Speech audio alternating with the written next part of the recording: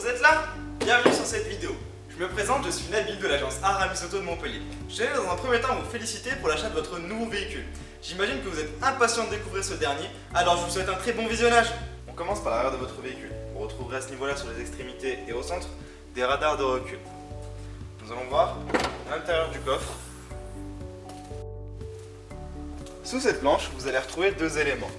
Un produit anti-crevaison ainsi qu'un regonfleur.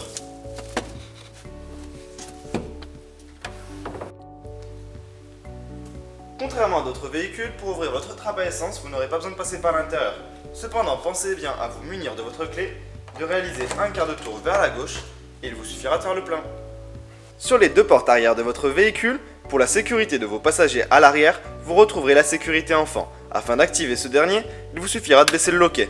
Pour le désactiver, remontez-le.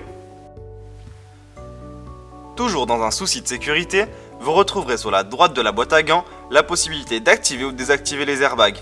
Positionnez le bouton sur Off si vous souhaitez les désactiver, sur On si vous souhaitez les activer. Afin de pouvoir accéder aux éléments sous le capot, il vous suffira de venir tirer à ce niveau-là.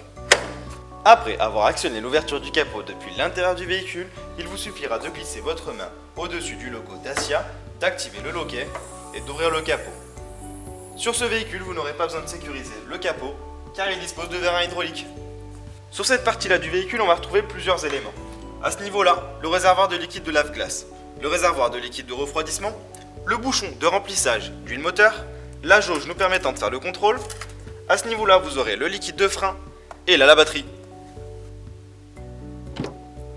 Si vous manquez de place dans le coffre ou pour d'autres raisons, vous aurez la possibilité de rabattre vos sièges à l'arrière. Pour cela, il vous suffira de venir tirer sur cette poignée et de les rabattre. Sur la portière conducteur, on va retrouver à ce niveau-là le panneau de contrôle des fenêtres à l'avant, à l'arrière et le verrouillage de la descente des fenêtres depuis l'arrière du véhicule. Sur la gauche du volant, on va retrouver le réglage des rétroviseurs avec le sélecteur gauche, le sélecteur droite et enfin le réglage de ces derniers. Nous allons maintenant voir plusieurs choses. Dans un premier temps, le réglage du siège conducteur. Vous allez retrouver à ce niveau-là une poignée vous permettant de régler la hauteur, une poignée vous permettant de régler le dossier et une poignée vous permettant de régler la position du siège. Vous retrouverez à ce niveau-là le bouton On-Off pour les sièges chauffants. Vous allez avoir la possibilité de régler votre volant. Il vous suffira de venir tirer à ce niveau-là, de régler la position en hauteur ou bien en profondeur. Pensez à bien verrouiller le volant pour votre sécurité. À ce niveau-là, nous allons retrouver le réglage de la position de vos feux à l'avant. Nous allons voir ensemble les différents équipements présents sur votre volant. Nous allons commencer dans un premier temps par les commodos. Sur celui de gauche, vous allez retrouver tout ce qui est plus standard, à savoir les clignotants. Mais vous aurez aussi la gestion des optiques. Actuellement, le véhicule est sur la position automatique, c'est-à-dire qu'en fonction de la luminosité extérieure, il va décider s'il doit être en feu de position ou en feu de croisement. En poussant le commodo, vous activerez les pleins phares, en le tirant vers vous, vous réaliserez un appel de phare. Sur le commodo droite, on va retrouver la gestion des essuie-glaces à l'avant et à l'arrière. Sur le volant, vous allez avoir deux parties. La partie de gauche pour la gestion du régulateur et du limiteur et la partie de droite pour les informations présentes sur le tableau de bord. Nous avons la possibilité de connaître si le véhicule a enregistré des messages de dysfonctionnement, de connaître la pression des pneus du véhicule, d'avoir l'autonomie moyenne et plein d'autres informations. Vous aurez aussi la possibilité de savoir la distance qu'il vous reste à parcourir avant de réaliser une révision ou une vidange. Pour cela, mettez-vous sur autonomie de révision, restez appuyé sur la flèche du bas 5 secondes et vous verrez apparaître à ce niveau-là que le véhicule doit encore parcourir 30 000 km avant de réaliser une vidange ou bien 24 mois. Pour les régulateurs, pour l'activer, il suffira de cliquer en dessous du levier de frein à main pour l'activer ou le désactiver. Vous aurez ici la gestion de la vitesse, la possibilité de reset et enfin de sauvegarder dans la mémoire la vitesse que vous avez sélectionnée. Idem pour la limitation de vitesse. Comme je vous l'indiquais précédemment, en dessous du levier de frein à main, vous allez retrouver la possibilité d'activer le régulateur de vitesse, le limiteur de vitesse ou de remettre sur la position neutre. À ce niveau-là, nous avons le panneau de contrôle des roues.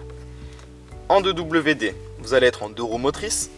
Sur le mode automatique, l'ordinateur de bord, en fonction de la route, sélectionnera s'il doit être en 2 roues motrices ou en 4 roues motrices.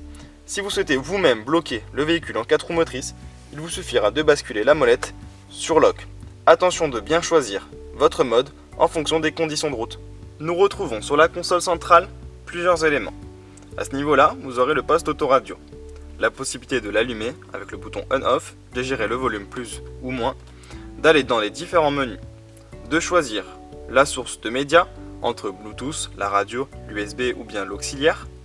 Vous aurez la possibilité de connecter votre smartphone en cliquant sur téléphone, en cliquant sur appairage et en suivant les différentes étapes. Pensez à bien activer le Bluetooth sur votre téléphone et de le rendre visible par les différents équipements.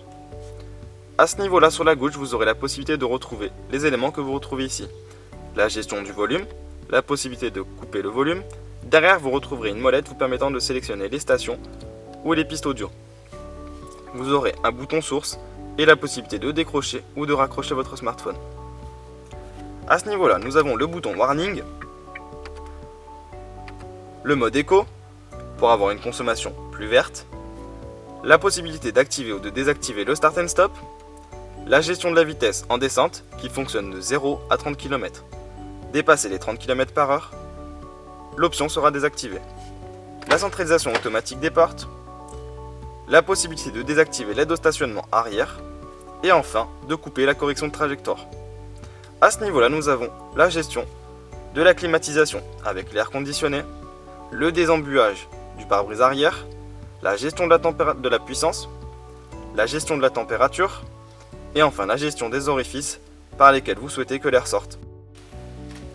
Ah, c'est déjà fini. Je suis Lenny, conseiller commercial chez Aramis Auto à Montpellier. Je tenais à nouveau à vous féliciter pour l'achat de votre nouveau véhicule. Sachez qu'Aramis Auto reste à votre entière disposition si vous avez des questions sur votre véhicule. Je me joins à toute l'équipe Aramis Auto pour vous souhaiter une bonne route. Encore félicitations. Merci à vous. Au revoir.